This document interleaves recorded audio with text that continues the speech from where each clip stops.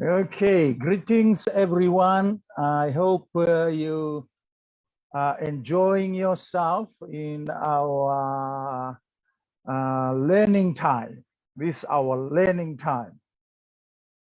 We are helping each other so that we can grow and we can build ourselves up in the knowledge of God. Our lesson, okay, don't worry about the wrong lesson 1 there. It should be lesson 3. A basic small group ministry. That's the title. Basics of small group ministry. What you're gonna do when you have a small group. What's gonna be done there? How do you make it happen? Amen. So in small group ministry, it is very, very important for all of us to know that in a small group, we need to have, just like in a church, we need to have our visions and values, okay? So we need to have a mission statement, what you want to do in the group, what you want to achieve, what you want to build on, what you want to accomplish. That's the reason for a vision and a mission statement. You have a vision and then you have a statement, a decree, an achievable purpose, an idea that you want to go into and accomplish it, okay? The first step for many ministry, as well as any ministry within a ministry, is to develop a mission statement. The mission statement is the foundation for each ministry program, okay? That is important. Howard Hendricks, a writer, says this: more failures in the church come about because of an ambiguity, more than one. Okay, that's the meaning of ambiguity, more than one, of purpose than for any other reason. Now, why many ministry fails? Because they have so much purpose. They put down this, we need to do this, we need to do this. The reason is because they are not guided by a guideline or a mission or a purposeful objective, a goal that they need to achieve. Okay? You can do a lot of things by following a step-by-step guide towards an achievable purpose. Developing. How do you develop a mission statement? Okay, this is important in your small group or even in the little church that's been growing. You need to have a mission statement. Okay, a mission statement should give the reason a ministry is in existence. Why do you have your small group? Why do you have your church? When possible, it should be a condensed one-sentence statement. Some suggest that it should answer the questions: who, does what, for whom. Very simple. Okay? Who is to talks about the person that you want to touch, or who is the group organized for? What is the group? What is the name of the group? Who? And what does it do? And for whom? Okay? If you're able to answer that question, you will have a statement that can help you to guide you to achieve and fulfill your mission. Example for mission statement. Okay, this is a mission statement. Sorry, Pastor. We have May milaw ko kung lano may speaker kan. So chuka ko kung lano may speaker kan. May ka kung lano may speaker kan. Go ahead. Sorry, sir. It's okay. It's okay. Understandable. Okay. So you have a mission statement. Now, remember this. This is an example in this teaching. Okay. Okay. It was given to me by the chairman of the board of the New Way to use it in my teaching. So here it is. It's just an example. Okay. To help us understand what mission statement is. The mission statement developed for New Way International Fellowship. That's the church I attend. Okay, New Way International Fellowship here in Suva, okay, or in Fiji or around the world where they have been established. This is what they say. The New Way International Fellowship exists to influence our community with the knowledge of the gospel of the kingdom by renewing the mindset and empowering people to lead and impact the marketplace. One statement, very simple. If you break it down, it gives you a set of goals that you need to accomplish. Okay? The mission statement developed by New Way International Fellowship for its small group ministry answered the question. Okay, that was the big statement by the church. Now, this is for a small group that's in the church or under the church or a place of fellowship where I go to. Okay, for what purpose does our small group ministry exist? It is stated as follows. To connect people relationally in groups, 4 to 10 individuals, for the purpose of growing in Christ likeness, loving one another and contributing to the work of the church in order to glorify God and make disciples of all nations. Okay, that's a mission statement for a small group. Now, this is also important when you are setting up a group, a fellowship place, a place where you meet, excuse me. The philosophy of ministry and strategy. Okay, what do you believe in? In addition to a ministry statement, a church should be able to state their philosophy of ministry and their strategic assumptions. Okay, what you desire to accomplish, what you believe that God is guiding you into, you put it up. Philosophy answers the question, why? Why do we choose a particular mission statement? Strategy assumes questions, asks the question, how? How are we going to accomplish our mission statement? Okay, so you have the belief and the goal set, then how you gonna do it? Willow Creek has developed their philosophy and their strategy around 5 areas. Okay, this is another small group. Okay.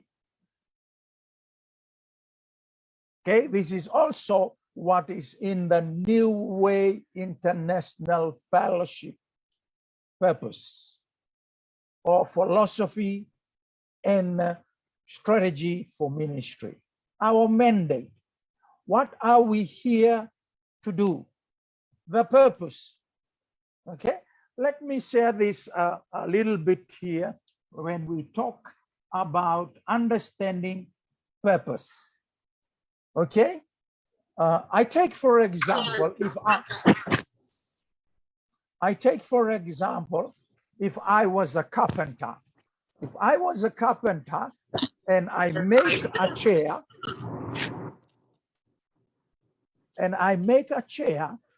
I'm making the chair for a purpose. Now, the moment I bring in the chair purpose is for people to sit on. Okay? Now, this is important for us to understand. You can use a chair as a table. Sometimes we do that. But that's not the purpose of the chair. The chair will only fulfill its purpose if the chair is used as a seat where people sit in. If you use it for some other purpose, you are abusing the purpose. That's why we see a lot of things happening in the world today whereby people are losing their purpose because they do not know who they are. You need to understand, when God designed you, He designed you for a purpose. Psalms 139. Verse 16 talks about how well He had designed you.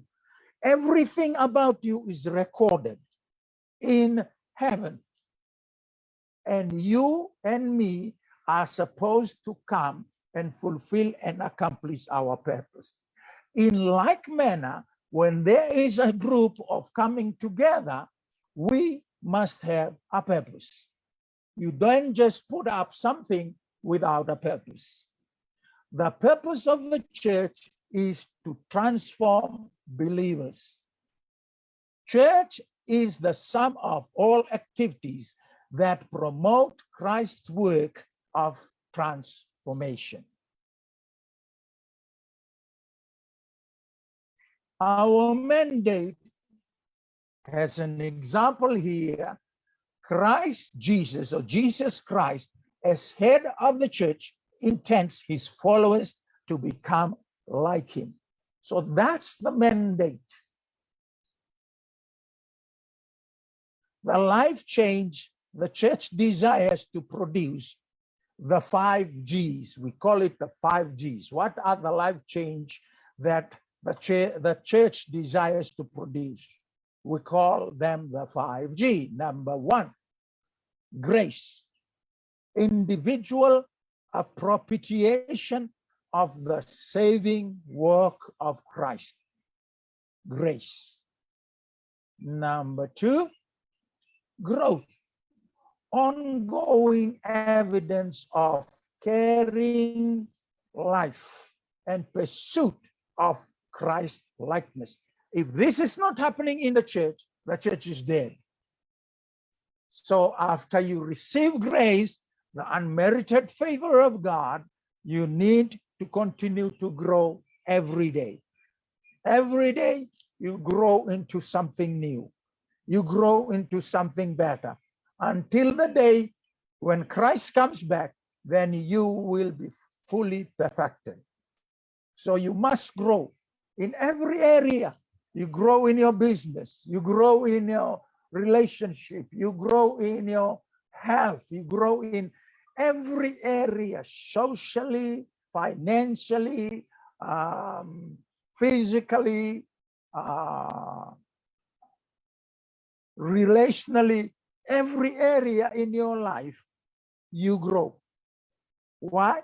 Because the real life is in you. Christ Jesus is in you, the hope of glory, and he will make you grow into himself. And group connection with others is significant relationship. In significant relationship, you grow as families.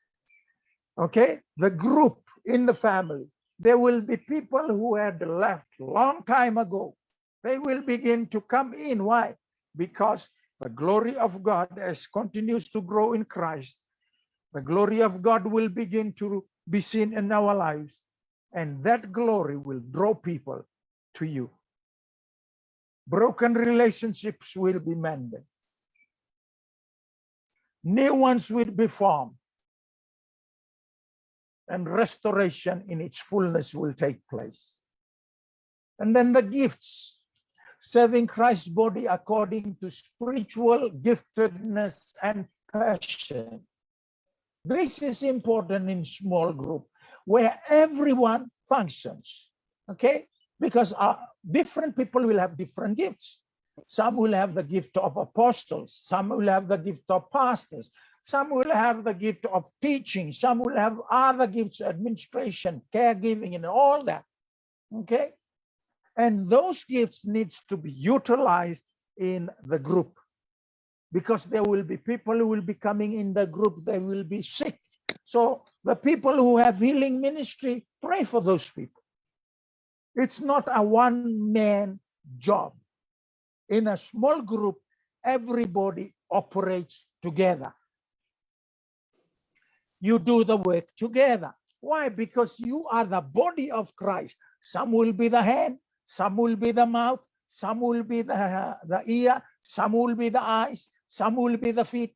You all need to function together. Even the small children at home. Yeah, God hears them better because they don't have any sin in their life, and they can pray for people and healing can take place. Train them to be worshipers, and you see what's going to happen. Yeah, the Sunday service will come with a blast of revival. Why? Because everybody is trained in the home, where everybody functions. You just come on Sunday and you celebrate, pray for each other, and you go back. And you go to the mission field. And you start again. And you prepare for the coming to the Sunday the following week. Yeah, it will be excited. It will be an adventure. Why? Because everybody is functioning together in gifts. And good stewardship. This is very, very important. We have lost a lot in the church because the stewardship part of stewarding what God has given us is not done properly. People come and they go because they don't find a comfortable place to come and dwell in, or because nobody cares about them. But the moment we function together in the church, this place will be covered, because there will be people who will be able to look after the money well. There will be people who will be able to look after the old people well, the weak people well, because now we are functioning in our own different gifts. Okay, because you might have special need people like the deaf and dumb. Who is going to teach them? There are people who will be able to teach them who can do sign language. Okay, and that's how you function in the church. When you are sharing together, the one who knows sign language can be talking to them in sign language. This is what group is all about. And then our method. What's our method? Very simple. A small group provides the optional environment for the life change Jesus Christ intends for every believer. Let me say that statement again. A small group provides the optional environment for the life change Jesus Christ intends for every believer. Not only those special people, not only those who can wear a coat and wear a tie and come to church. It's for every believer. You provide that environment. That is why we love to make it a little group of 4 to 10 or 6 to 10, because it will be easier to monitor. It will be easier to be able to interact with each other. It can grow up to 20. It can grow up to 20, okay? But it is advised that we make it a little group. Once it grows, then you can say, okay, we are prepared to birth another new group. So 4 of you go there, 6 of you go on this side, or 5 of you go there, 5 of us go this side. and you bring in new members. Okay? Once you add in new 5, there is 10 on the other side, 10 on the other side. Now it's 20. And then you continue. And once you grow, and then you make it bigger. Let's split. First it was 2, now it becomes 4, or it can be 8, it can be 9, it can be even 10 groups. And on Sunday, you come together, everybody, and you see the church grows and multiplies. True participation in church life comes through the small group setting. Optional life change for people wanting spiritual growth. And service opportunity is best accomplished through the small group. This is not an optional sub-ministry of the church. It is the church in its smallest unit. Now, understand that word. Understand that word. It is not an optional sub-ministry. It is the church in its smallest unit. What is supposed to happen in the big church, where everybody are unable to be ministered to, here in the small group, everyone is ministered to, because everybody takes part. Our model, the most strategic person in the life change process of the church is the small group leader. You as a leader, you must know you are the most important person in the group, because you are imitating Christ and everybody is watching you. The ultimate goal of small group leaders to help group members grow into Christ-like character through learning, loving one another, and contributing of themselves and the resources. Okay? So you will be the first. You are learning, then they learn from you. You are loving, then they love from you. When you are contributing, they contribute also, because you are making the example. Training for small group leader will be provided by coaches. These are church staff and other leaders. Just like what I'm doing right now, I am your coach. I am training you. So you are the leaders that are set up in places where I cannot reach. They will provide skill training and vision casting. I have given you a vision. Now the church, wherever you are, has a vision, and it wants to touch whole of Hawaii. You know that the whole of Hawaii, most of you must be thinking, Hawaii is a big place. But you know, you and God, that place is small. Or in the United States, you may think United States is big, but you and God, or the state where you are in the United States, it's very small. Skill training, skill necessary for group life. You know, when I shared this to Pastor Tokea is the overseer of New Way in Fiji and around the world. We call him the general overseer. We don't call him bishop or president. That's the new name that we have given him. He's the general overseer. He was so excited when I shared with him, I am doing a training for these people who wants to set up new cell groups in America and Hawaii. He was so excited. And he said to me, go ahead. Yes, we will prepare programs also here in Fiji, and you can go around to every churches here in Fiji doing training. So all right now, if they want to do the thing, just go ahead and train them. We want to grow the kingdom of God all over the world.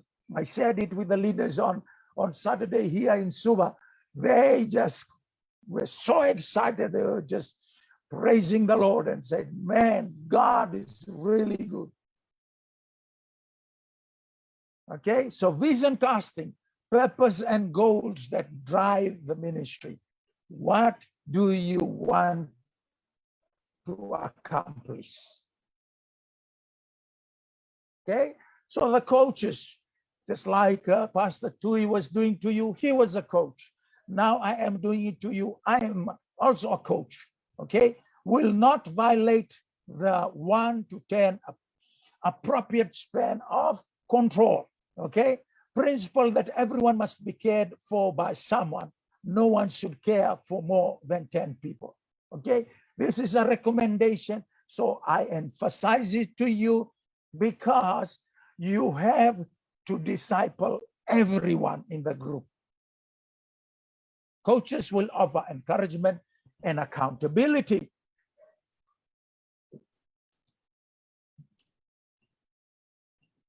Group leaders also assume responsibility for growth in size of group. This can occur as group leaders recruit an apprentice, attends training and plans for the original birthing process. Okay, this is important. Now, when I talk about group leaders, a leader must have a group. Okay, but a coach can set up more than one leader. Usually it is 10 leaders, which means those 10 group leaders have 10 members under them, which means the coach, when he brings them together, he would have 50 members. Okay, 50 members coming together in a church service at one time. That's if you allow every leader to bring their group. Okay, a leader must have 1:10 ratio, which means he looks after 10. And then after that, he grows and the apprentice takes another group and he builds another one. And that's how you grow. Our mechanism. Groups must expand and multiply so that eventually every believer can be connected to others. That is the idea or the mechanism or the system of what needs to be happening. The purpose of a small group is not its existence. Its purpose is to provide sufficient small group opportunities so that everyone in the church can experience some kind of identity small group experience. There must be a strategy for each small group to expand and eventually birth a daughter church. An apprentice program to foster new leaders is an important part of this process. Effective ministry happens in an atmosphere of prayer and celebration. What happens on a small group level should also happen in the large gathering. What happens at a large group level should also happen on a small group level. This is important, but it begins in the small group when you come to the large gathering, because everybody is functioning. Nobody is an audience, only one, and that is God. God should only be the audience in our coming together as believer, because he should be the only one that should be entertained. And when we entertain him, because of the glory that's upon our life, he is pleased and he will continue to bless. This is especially true of worship. As we have already noticed, worship is our awareness of who God is and what he has done for us, It is our celebration of that. God's activity is noticed, shared, valued, and celebrated. That is the means of the process of small group. God's activity is noticed, it is shared among the group, it is valued in the group, and it is celebrated in the group. In summary, mandate to become like Christ, method, small group for life change of every believer, model, the small group leader is primary in the life change process. You are important. Mechanism, groups must expand and multiply so that every believer is connected to others in a small group setting. Means worship of God in a small group is extended to worship of God in a large group. When the fire is on in a small group, that fire will grow big when you all come together to worship together in your church. That is the summary of what church, of what small group ministry is like, okay? Now, let me share with you the philosophy of the New Way Church. Grace. We believe in extending the same grace we received from God. So whatever you have received from God, release it to others. Empowering. We believe in empowering people to be who God wants them to be. Number 3, integrity. As people grow in the knowledge of the kingdom of God, integrity and righteousness is never an option, but a lifestyle. Number 4, giving. We believe in worshiping God by giving our time, talent, and finance. Small groups. We believe that people grow well in small groups. Number 6, people. We value people equally despite of gender, age, and status or position. Leadership. We believe in developing leaders who will then influence their communities. Principles. We value the principle and the message of the kingdom of God. Influence and gifts. We are committed to developing and empowering people so that they can influence others in their sphere. We believe in using our spiritual gifts in influencing and serving the needs of our community. Number 10, the Word of God, Scriptures. We believe in the infallible Word of God. It is inspired by God and useful for teaching, rebuking, correcting, and training in righteousness, so that the man of God may be thoroughly equipped for every good work. How a disciple functions in a local church. Within the church, a participating member of the local body is one who is maturing in the following 5 areas, okay? Within the church. This is what needs to be happening to a member. He must be maturing in grace. They have received Christ's saving grace, recognizing that God's favor is through his death rather than an individual accomplishment.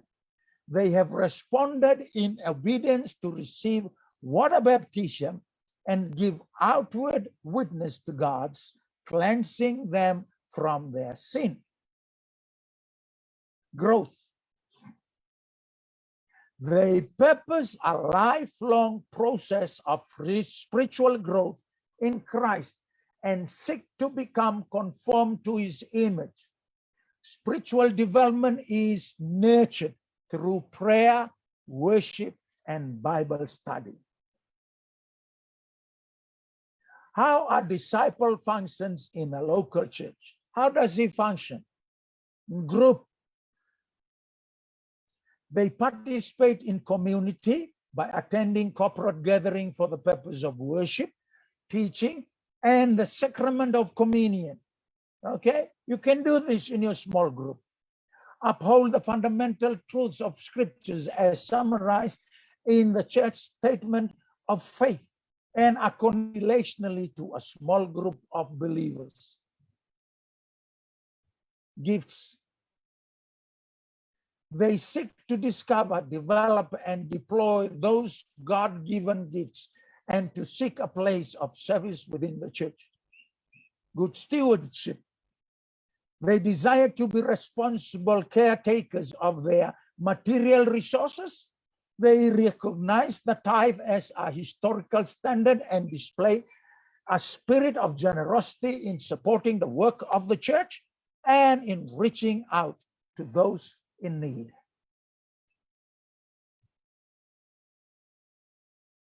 Now, the structure, this is important, okay?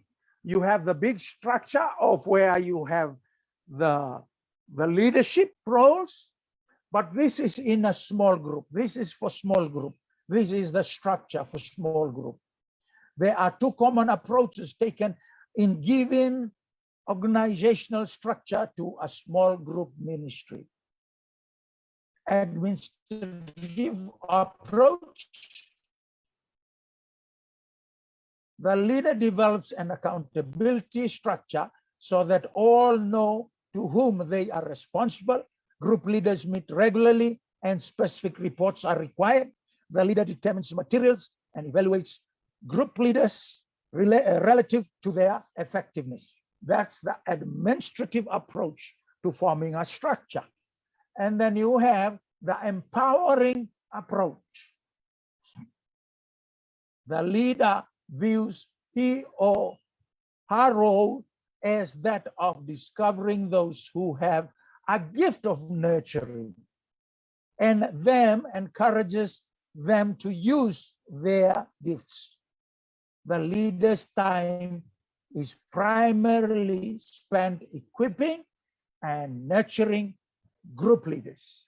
So those are the two approaches. One is to build for report purposes and how things are handled between you and the one above you or you and the one below you. And the other approach is gifted through empowering people and give them the power to operate. Okay, this writer, okay, recommends the small group structure developed by Carl George in preparing your church for the future. Okay, George identifies 9 roles in a small group. There are 9 roles in a small group. So if there are 9 roles, the only person who is left is the 10th one. So he is the only one that is being taken care of, because all the others have their opportunity to minister in the role that they are given. Small group leader, he is the X. The X is the Roman number for 10. A leader has no more than 10 individuals, symbolized by George in X for the Roman number 10. And then the overseer or the observer, the L, the coach. responsible for overseeing 3 to 5 small group leaders and their groups. Up to 50 members is also referred to as the coach. They are nurtured by D, who is the church staff. So D is the one who is on top of the coach. So he is like the divisional head of a certain area. So he touches the coach touches the leaders touches the group.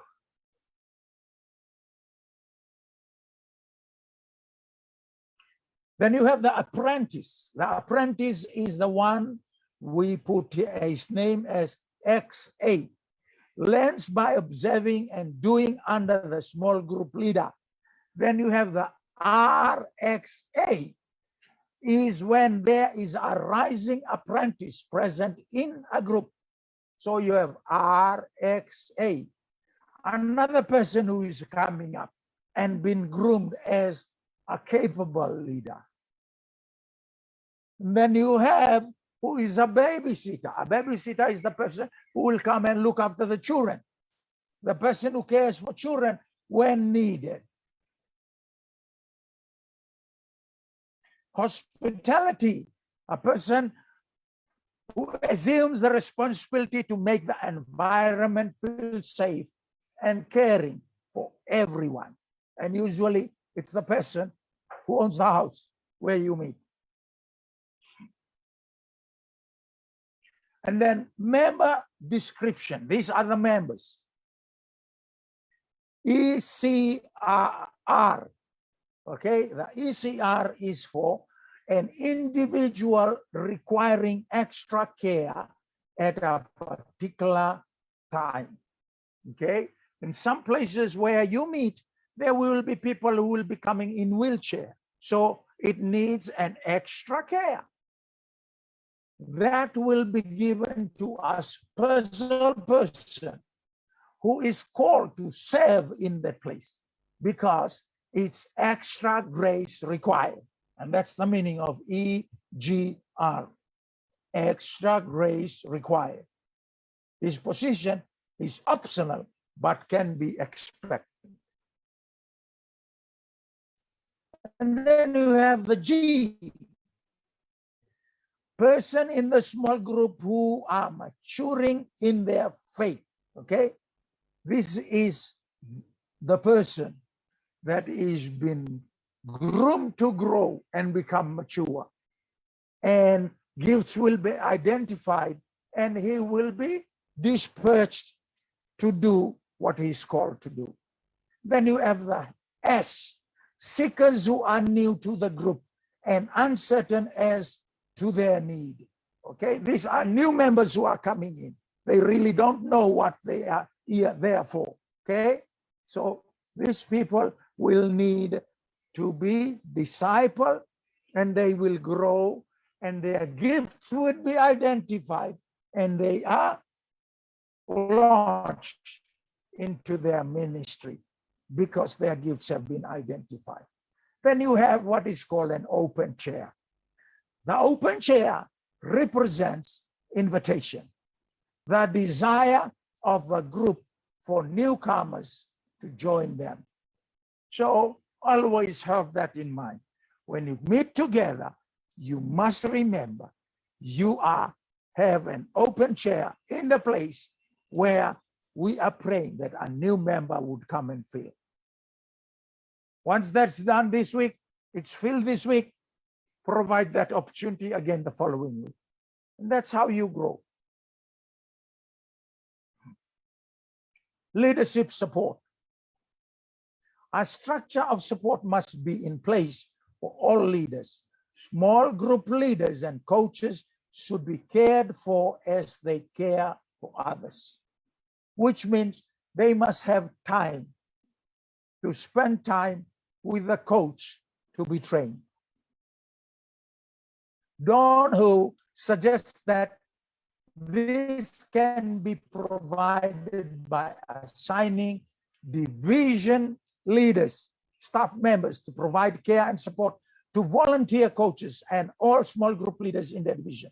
This within a ministry area such as adult ministry, all small group leaders would have a staff member who would provide this support.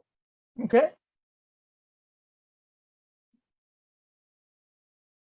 Just like what Pastor Noli and the wife are doing. They could be called the divisional leaders because they are providing support for you in that place, and they are looking for people who can come and help them. Okay? And right now, I have been assigned to help them through Zoom, and that's what I'm doing. The division leader would in turn have an area director who provides support. Okay? A coach should not work with more than 5 small group leaders. A division leader should not have more than 10 coaches to care for. This is important. So you have a divisional leader. If he has 10 coaches under him, that means he has at least 100 church members under him. In summary, small group leaders should be supported by coaches who are supported by division leaders, who are supported by area leaders or the ministry director. And this is what it looks like. Okay, this is an old slide, so don't worry about the logo there. Okay, I cannot remove it because my computer has the old program, and I cannot change anything at the moment in my. Okay, so when I send it to you, you can change it and put your logo there. Okay, so that's the structure that we have for small group ministry. You have the ministry director. Under him, you can have 10 divisional leaders. Okay, you can divide Hawaii into 10 different divisions, and under 10 different divisions, you will have coaches, 10 different coaches doing coaching in different areas, and then you have small groups. Yeah, there will be an explosion coming into Hawaii very soon. The moment you catch this in Hawaii, Ohio, Alabama, wherever you are ministering, if you catch this properly, revival is going to take place in small group. And when you come together in big group, the fire is on. Structure is community. And it states that the structure is community. He writes that community is a vital part of everything else. In section 1, Donau refined Christian community as the body of Christ expressing the life and message of Christ to build up one another and redeem the world for God's glory. Small groups were a part of the early church, and that's how they were able to reach the world. I can remember in the beginning of every home in Fiji, we started fellowship in small groups. It became a church today, which is the Christian Mission Fellowship. Now we are starting again anew in small group. But in Fiji now, there are churches that have been built for New Way International Fellowship. It all begins in small group. These early communities were characterized by mutuality, accountability, servanthood, love, and evangelism. This could be the statement that Hawaii is looking for, Alabama is looking for, Cincinnati and Ohio are looking for. A community of mutual relationship, accountability to each other, servant to each other, loving one another, and you rise up and take your will for Christ. Amen. Community involves relationships. The biblical understanding of koinonia includes relationship between God and a group of believers. Two essential elements for community building: a commitment by individuals to be in a relationship together provides a safe framework for members. Communication, a two-way interactive sharing of ideas for the purpose of mutual growth. Com means together, and uni means one, bringing together many into one. Just talking does not necessarily produce growth. Major types of group. These are groups that can develop when you have small groups. There could be groups of different types. Different types of groups are identified by the various writers on small groups, but there is a degree of similarity in the categories identified. Donahue identifies 5 major types. Okay, these are the 5 major types of groups that do or are born out of small groups. Disciple-making groups, emphasis on spiritual discipline. Community groups, emphasis on building community. Service groups, emphasis is on leading people to Christ. Support groups, emphasis is on supporting members who are working through personal difficulties. Okay, it can be a group of widows, they look after one another. A group of single men, a group of basketball players, a group of students.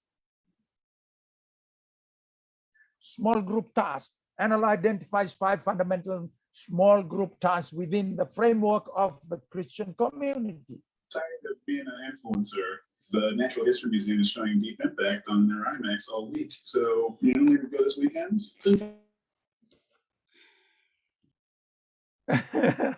Studying community to apply God's word with integrity. That should be part of the group where you study together. Worshiping community, small group responding to God together.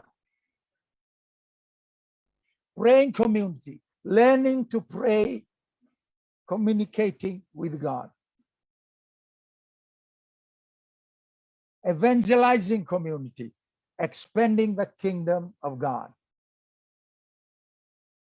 Then number 5, mission-oriented community, organized group efforts to take the gospel to other parts of the world. Okay? Simple method of studying the Bible together.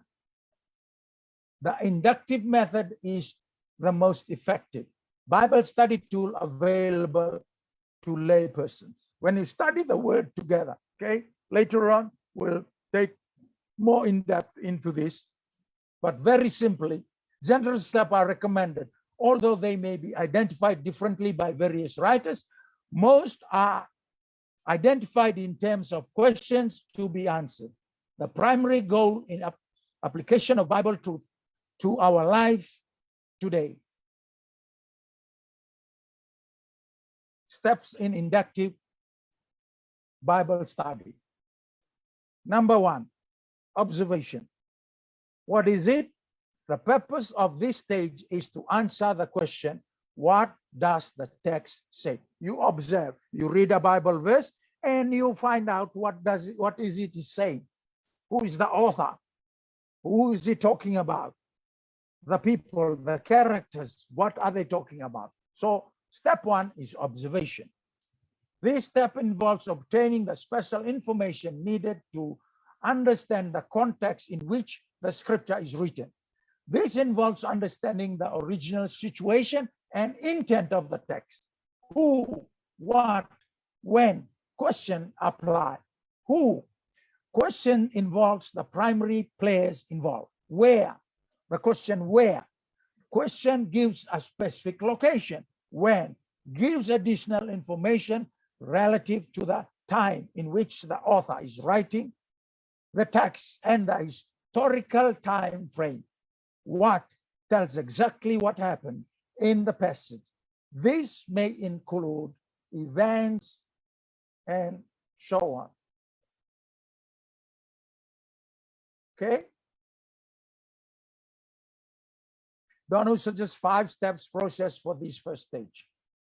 And then translation.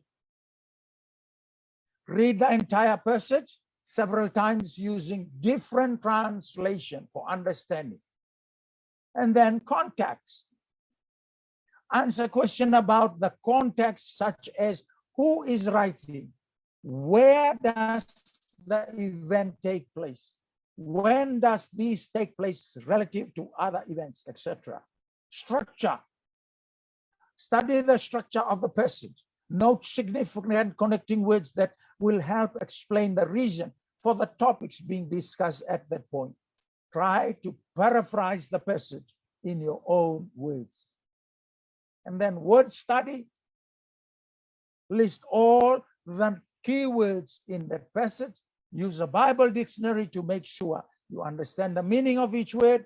Note that Arnold suggests that one use of the scripture during this step, waiting until the interpretation.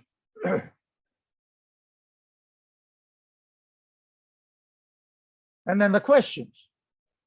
Write out answers to a number of questions, such as, what are the commands to obey? Are there any repeated words or themes? Are there any lists? What do I learn about God, fellow believers? Okay. And I'll suggest a notebook with 4 separate pages for this section. At the top right, observation. Who? Observation where? And observation when? And observation what? Write down all the responses reached as the scripture is read and studied.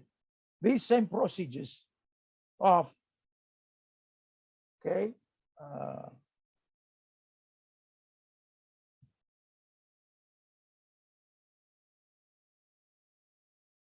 separate pages can be utilized as each step is completed. Step 2, interpretation. Some identify the question for this section as, what does it mean? What message does this text convey? The second step is an attempt to interpret the facts collected. In observation, facts were pulled apart and each examined separately. In interpretation, there is an attempt to put them together again so they may make sense when looked at as a whole. You are attempting to determine how they are interrelated. And also that only one Bible be used in step 1, but that in step 2, any resource which is helpful can be used. In this step is concerned with the question, why? At the conclusion of this step, the individual and the members of the group should have narrowed all thought into complete thought that expresses the author's purpose for the verse, chapter or verse. Okay, identifies 3 things to do during the interpretation stage. Principles, list specific principle that you can find emphasized in the text. Move verse by verse, recording your answer to the question, what does this mean? The commentaries, you can use commentaries, consult commentaries, and write down any new insights you find. Theme is, in one sentence, write what you consider the main idea or point of the passage. Step 3, application. Some identify the question to be answered in this section as, what does it mean to you? How will I allow Scripture to transform my life? The purpose of this section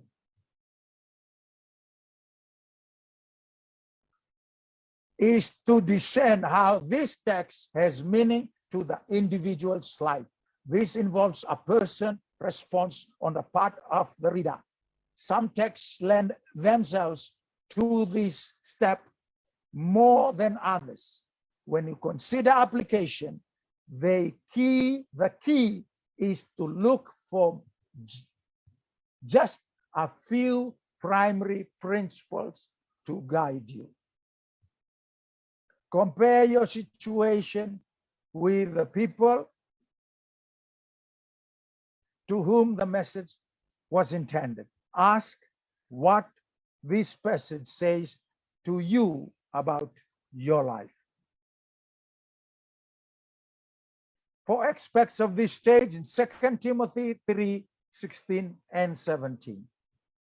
It is for teaching. Ask how this truth will change my life. Reprove. Ask if there are any areas where you might be falling short when this truth is considered. Correction. What will I do about it? Decide upon a course of action in response to what you feel God is saying to you through the words. Training in righteousness. You ask the question, what new experience you might pause to be more like Christ? What type of personal training program you might commit yourself to follow? Guidelines to utilize inductive Bible study in a group setting. Choose a book of the Bible to study. May select Mark because it has a logical order, but will work with the inductive method. Now, what are you responsible as a leader? Responsibility of leaders: have an overall understanding of the text before meeting with the group. Read through the entire book of which the passage is a part in one sitting, if possible. Consult reference resources as needed. Responsibility of leaders. Okay, then divide the scripture and assign specific section for the text to the group for each time they will be meeting. Each meeting, give a set of questions on the text for members to work through before group meeting meets again. Okay? Or the question can all be given at the beginning of the study series. 3 step formula to follow in developing questions. Observe questions to be facts of the passage. Who, where, when, and what. Interpretation questions to enable students to make sense of the text. Why, as well as the above questions.